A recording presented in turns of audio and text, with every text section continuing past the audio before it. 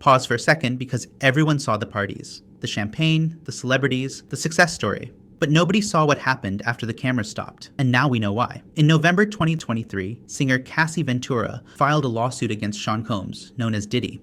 Not a business dispute, not a contract issue.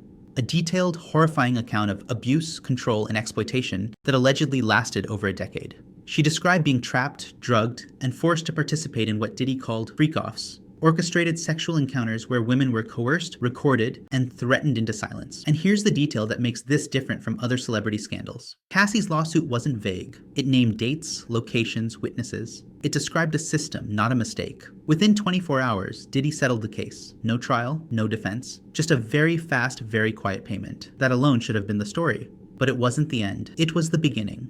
By March 2024, federal agents raided Diddy's homes in Los Angeles and Miami simultaneously. They weren't looking for drugs or tax evasion, they were investigating sex trafficking. And the evidence they collected, according to reports, included videos, drugs, firearms, and over 1,000 bottles of lubricant. Not the kind of detail you forget. Not the kind of thing that happens by accident. Then the floodgates opened. More women came forward. Over 120 people have now filed claims. Some were adults, some were minors. The youngest alleged victim was 9 years old.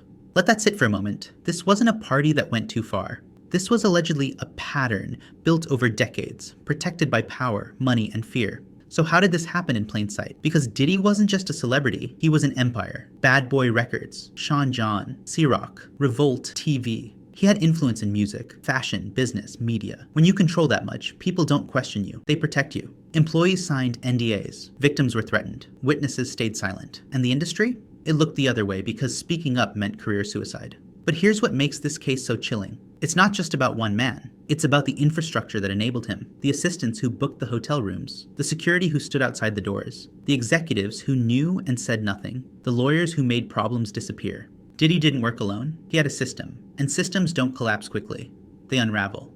In September 2024, Diddy was arrested and denied bail twice. The charges include racketeering, sex trafficking, and transportation for prostitution. He's currently in a federal detention center, awaiting trial. And unlike the Cassie settlement, this time there's no quick way out. No amount of money makes federal charges vanish. So what really happened behind those parties? A man built an empire. And inside that empire, he allegedly built something far darker. A machine designed to exploit, control, and silence. And the only reason we're hearing about it now is because one person decided silence was worse than consequences. And that is how power protects itself. Until suddenly, it can't anymore.